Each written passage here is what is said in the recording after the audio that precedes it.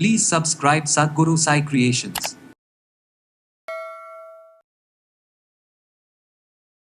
ஒரு நாளைக்கு ஒரு வேளை கூட மலம் கழிக்க முடியலங்க. 2 நாட்கள் 3 நாட்கள் வரைக்குமே எனக்கு வந்து அந்த டைம்ஸில் எனக்கு ஸ்டூல்ஸ் பாஸ் பண்ணும்பொழுது ஆனஸில் ஆசனவாய் பகுதியில் பிளட் வர மாதிரி இருக்குது. வெயிட் வந்து ரொம்ப கம்மியாக தான் இருக்குது.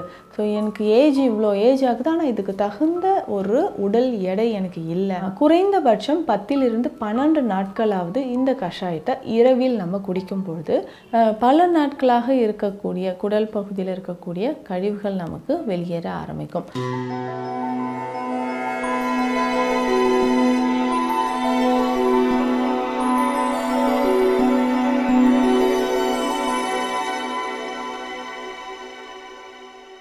சத்குரு சாய் கிரியேஷன் வியூவர்ஸ் அனைவருக்கும் வணக்கம். நான் டாக்டர் நித்யா, சித்தா ஃபிசிஷியன். நம்ம உடல் ஆரோக்கியமாக இருக்கணும்னா குடல் பகுதியும் நமக்கு ஆரோக்கியமாக இருக்கணும். குடலில் கழிவுகள் இருந்தால் நிறைய பிரச்சனைகள் ஏற்படுது. இப்போ கழிவுகள் அப்படின்னு சொல்கிறது என்னென்னா, இதில் கான்ஸ்டிபேஷன் அப்படின்ற ஒரு விஷயமும் நம்ம கொண்டு வரலாம். மலச்சிக்கல்.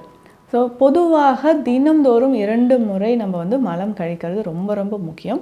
ஒரு நாளைக்கு ஒரு வேளை கூட மலம் கழிக்க முடியலங்க. 2 நாட்கள் 3 நாட்கள் வரைக்குமே எனக்கு வந்து ஃப்ரீ மோஷன் கிடையாது, எனக்கு மலச்சிக்கல் தொந்தரவு இருக்குது அப்படின்னு சொன்னிங்கன்னா கண்டிப்பாக குடல் பகுதியில் அதிகமான கழிவுகள் நமக்கு இருக்கும். இந்த கழிவுகளை எப்படி நம்ம அகற்றலாம்? குடலில் கழிவுகள் சேரும்போது என்னென்ன பாதிப்புகள் ஏற்படும்? முக்கியமாக பித்தத்தோட உடலில் அதிகரிக்க ஆரம்பிக்குது. இப்போ நம்ம பஞ்சபூதத்தில் தீபூதம், அதாவது நெருப்பு அப்படின்னு சொல்கிறோம். இந்த நெருப்போடு சேர்ந்தது தான் பித்ததோடம். இது இரண்டுமே சேரும்பொழுது உடலில் அதிகமான உஷ்ணம் வந்து நமக்கு குடல் பகுதியில் ஒரு வறட்சி ஏற்படுது. அப்போ இன்டெஸ்டைனில் ஒரு வறட்சி ஏற்படும் போது தான் ஈஸியாக பவல் மூமெண்ட் இல்லாமல் நமக்கு மலம் எல்லாமே இறுகி கெட்டிப்படுது. நிறைய பேர் சொல்கிற ஒரு விஷயம் என்னென்னா, ஈஸியாக எனக்கு வந்து மோஷன் போக முடியல, ரொம்ப சிரமப்பட்டு போகிறேன், மலம் வறண்டு போயிட்டு எனக்கு ரொம்ப ஹார்டாக ஸ்டூல்ஸ் இருக்குது. அந்த டைம்ஸில் எனக்கு ஸ்டூல்ஸ் பாஸ் பண்ணும்பொழுது ஆனஸில் ஆசனவாய் பகுதியில் பிளட் வர மாதிரி இருக்குது, வெடிப்புகள் இருக்குது. ஸோ காலப்போக்கில் இது வந்து எனக்கு பைல்ஸாக மாறிடுச்சு அப்படின்னு சொல்லுவாங்க. ஸோ இந்த பைல்ஸ் இருந்தாலும் ரொம்ப வந்து அதிகமான வலிகள் நமக்கு உணர முடியும். ஏன்னா ஆசனவாய் பகுதியில் பிளட் சர்க்குலேஷன் ரொம்ப அதிகமாக இருக்கும். நர்வ்ஸ் எல்லாமே ரொம்ப சென்சிட்டிவாக இருக்கிறதுனால பெயினும் நமக்கு அதிகமாக இருக்கும்னு சொல்லலாம். அப்போ உடலில் கழிவுகள் சேரும்பொழுது வெப்பமும் அதிகமாகி இந்த மாதிரி பிரச்சனைகள் நமக்கு உருவாகுது.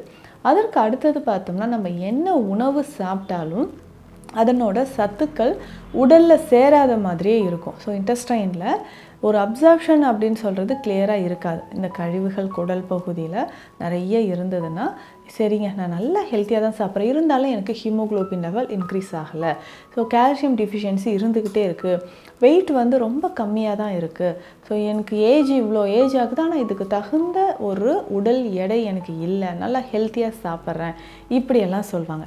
இந்த மாதிரி இருக்கிறதுக்கும் காரணம் என்னென்னா, குடல் பகுதியில் அதிகமான கழிவுகள். இன்னும் ஒரு சிலருக்கு பார்த்தோம்னா ஸ்கின்ல அதிகமாக ரேஷஸ் இருக்கிறது, அலர்ஜி, ஸ்கின் அலர்ஜி, எப்போவுமே ஒரு சோர்வு ஏற்படுறது, புளித்த ஏப்பம், இன்டைஜஷன், செரியாமை பிரச்சனை, அடிக்கடி ஏப்பம் வந்துட்டு அசிடிட்டி மாதிரி நெஞ்சு பகுதியில் எரிச்சல் இருக்குது.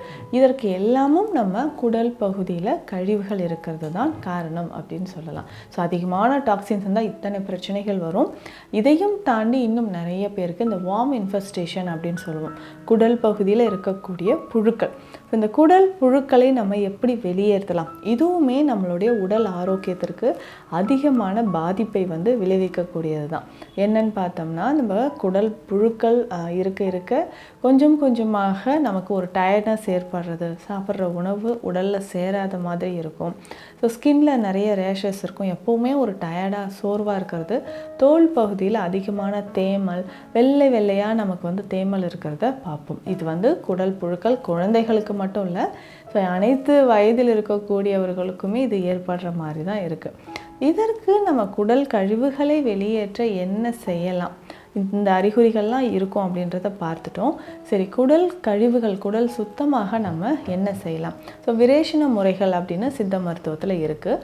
பேதி மருந்து 6 மாதத்துக்கு ஒரு முறையோ 7 மாதத்துக்கு ஒரு முறையோ நம்ம பயன்படுத்தணும். அந்த மாதிரி பயன்படுத்தும்பொழுது குடல் கழிவுகள் நமக்கு கொஞ்சம் கொஞ்சமாக வெளியேற ஆரம்பிக்கும். ஸோ குடல் கழிவுகள் வெளியேறுவதற்கு இந்த மாதிரி சின்ன சின்ன நம்ம வந்து ஹோம் ரெமடிஸை ஃபாலோ பண்ணிக்கலாம். இல்லை பேதி மருந்து எடுக்கணுன்னாலும் மருத்துவர் ஆலோசனைப்படியும், இல்லை லகுவான பேதி முறைகள் நிறைய இருக்குது, அதுவும் நம்ம ஃபாலோ பண்ணிக்கலாம். ஸோ குடல் கழிவுகள் வெளியேற தினந்தோறும் இரவு இந்த கஷாயம் குடிக்கலாம். ஸோ நிறைய பேர் வந்து நான் கடுக்காய் பொடி சாப்பிட்றேன் அப்படின்னு சொல்லியிருப்பீங்க.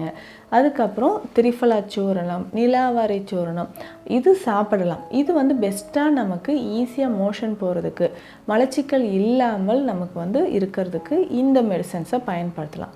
இப்போது நான் சொல்லக்கூடிய இந்த கஷாய முறை குடல் பகுதியை நல்லாவே நமக்கு கிளென்ஸ் பண்ணாது, சுத்தமாக்கும். தினம்தோறும் குறைந்தபட்சம் 10 to 12 நாட்களாவது இந்த கஷாயத்தை இரவில் நம்ம குடிக்கும் பொழுது உடலில் நடக்கக்கூடிய மாற்றம் அப்படின்னு பார்த்தோம்னா ஒரு 2 நாட்கள்லேயே நமக்கு நல்லாவே தெரிய ஆரம்பிக்கும். ஸோ மோஷன் ஃப்ரீயாக போக ஆரம்பிக்கும்.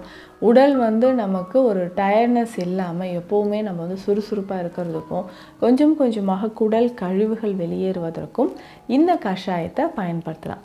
இதில் என்னென்ன சேருது அப்படின்னு பார்த்தோம்னா சுக்கு, மிளகு, திப்பிலி, இந்த திரிகடுகு 3மே இதில் இருக்குது. இதனோட கடுக்காய் தோல், ஸோ உள்ளே இருக்கக்கூடிய விதைகளை எடுத்துகிட்டு கடுக்காய் தோல் மட்டும் நம்ம பயன்படுத்த போகிறோம். அடுத்து வேறு என்ன இருக்குன்னா அக்ரஹாரம், மஞ்சள். ஸோ இத்தனை மூலிகைகளும் சம அளவு எடுத்துக்கணும். இந்த பொடிகளை நம்ம எடுத்து வச்சுட்டு இரவு ஒரு 1/2 ஸ்பூன் அளவுக்கு போட்டு 2 கிளாஸ் தண்ணீரில் நல்லா கொதிக்க வைக்கணும்.